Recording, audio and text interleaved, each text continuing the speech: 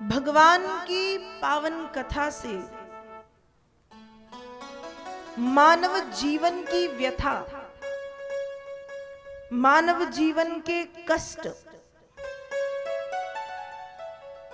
समाप्त हो जाते हैं। भगवत कथा मानव जीवन की व्यथा को समाप्त करती है। कितनी भी नकारात्मकता से भरा व्यक्ति यदि भगवत कथा में आ जाए, लेकिन जब वो जाएगा यहां से आरती के पश्चात, तो उसकी नकारात्मकता समाप्त हो जाएगी। एक सकारात्मक भाव, सकारात्मक विचार उसके मन में आ जाएंगे। ये भगवत कथा की महिमा है। मानस में बाबा तुलसी लिखते हैं, रामचरितमानस में, सती ही शसोच जानी वृष केतु, कही कथा सुख सुंदर हेतु। जब भगवान शंकर ने मां पार्वती को उदास देखा, निराश देखा, दुखी देखा सती को, तो सती के शोक को समाप्त करने के लिए शिव ने भवानी को भगवत कथा सुनाई। कही कथा सुख सुंदर हेतु, कि सती का शोक समाप्त हो जाए और सती को प्रसन्नता हो, सकारात्मक विचार आए, इसलिए भगवत कथा सुनाई।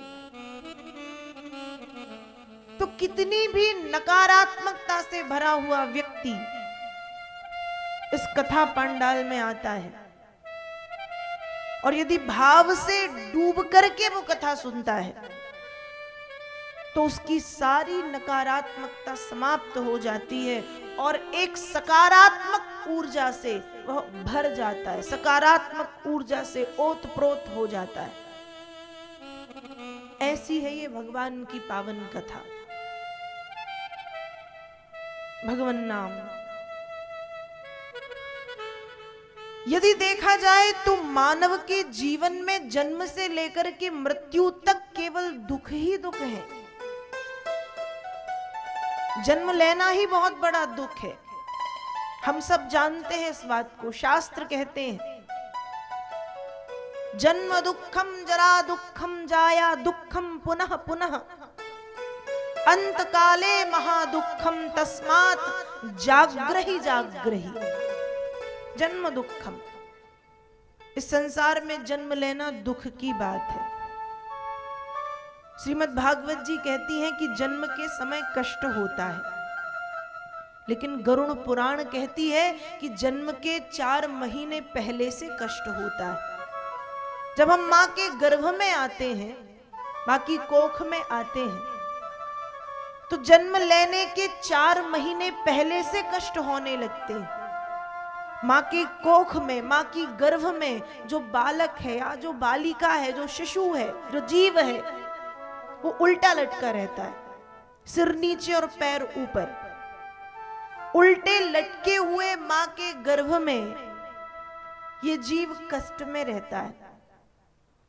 फिर मां ने जो खाया, मां ने तीखा खाया, मां ने कड़वा खाया, मां ने नमक खाया, जो मां खाती है उसका प्रभाव गर्भस्थ शिशु पर पड़ता है। मां तीखा खाती है तो उसको कष्ट होता है, मां कड़वा खाती है तो कष्ट होता है, मां नमक ज्यादा खाती है तो कष्ट होता है। तो भागवत कहती है कि जन्म के समय कष्ट होता है, पर गरुड़ पुराण कहती है कि जन्म के 4 महीने पहले से कष्ट होता है।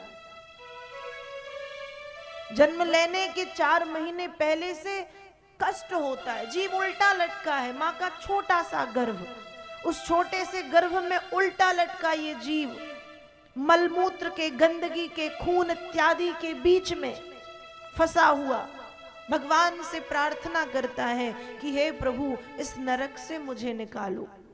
9 महीने उसके नरक की तरह बीतते हैं, उल्टा लटका ये जीव।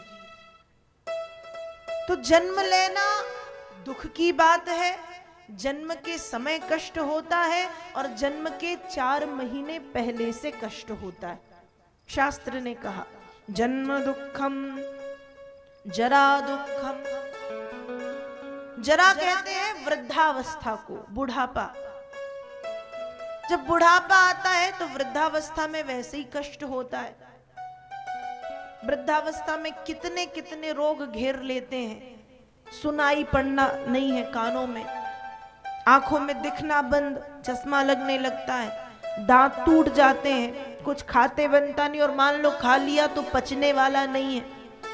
इंद्रियां शिथिल पड़ जाती हैं, शरीर ढीला ढाला पड़ जाता है, कमर झुक जाती है, कुबड़ निकल आता है, न जाने कितने कितने रोग हो जाते हैं, ब्लड प्रेशर, शुगर और भी बहुत बहुत सारे रोग बुढ़ापे में घेर लेते हैं। वृद्धावस्था के समय कष्ट होता है, और फिर भी लोग कहते हैं कि अरे भजन करने की उम्र तो वृद्धावस्था है। अब आप बताओ, कोई कहे कि भजन तो बुढ़ापे में करना चाहिए, अब वृद्धावस्था में ठीक से सुनाई तो पड़ता नहीं है। तो वृद्धावस्था आराम का समय है या फिर भजन का समय है? मुझे नहीं लगता कि वृद्धावस्था भजन का समय है। वृद्धावस्था आराम का समय, जितना हो उतना भजन कर लो, बाकी आराम करो। और पड़े पड़े भी तो राम नाम लेते ही हैं। बाकी जो कथा सुनने की जो समय है, जो तीर्थ यात्रा का समय है, जो भजन का समय है, वो युवावस्था है, बुढ़ापा नहीं है। एक कोई व्यक्ति था एक, अब छोटा था, 10वीं कक्षा में, तो भगवान से कहता है कि बस मैं 10वीं कक्षा अच्छे से पास हो जाऊं, उसके बाद मुझे कुछ नहीं चाहिए। 10वीं कक्षा पास हुआ, फिर कहता है कि चलो अच्छा, अब मैं 12वीं कक्षा और अच्छे से पास हो जाऊं, फिर कुछ नहीं चाहिए। 12वीं कक्षा में पास होता है, फिर कहता है अच्छा ठीक है, अब कोई डिग्री मिल जाती तो अच्छा ही होता। चलो डिग्री भी मिल गई। फिर कहता है कि अब डिग्री खाऊंगा क्या, डिग्री से पेट थोड़ी भरेगा, अब कोई नौकरी मिल जाती। चलो ठीक, नौकरी भी मिल गई, अब कुछ नहीं चाहिए, नौकरी मिल गई, अब जीवन में संतुष्टि है। लेकिन फिर सोचता है कि अकेले जीवन कटता नहीं है, अब नौकरी के बाद एक अच्छी सुंदर सी कन्या से विवाह हो जाता। चलो वो भी हो गया। कहता है विवाह हो जाए फिर कुछ नहीं चाहिए, विवाह भी हो गया।